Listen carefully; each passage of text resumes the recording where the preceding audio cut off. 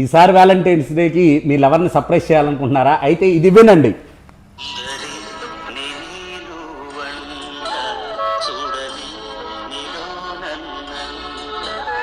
విన్నారు కదండి, ఈ మ్యూజిక్ ఎంతైతే అందంగా ఉందో, ఇళయరాజా గారు ఎలా అయితే ప్లే చేశారో అట్లా వాళ్ళకి అటువంటి మధుర క్షణాలు మీరు ఇవ్వాలంటే ఈ పర్ఫ్యూమ్ మీరు వాడాల్సిందే.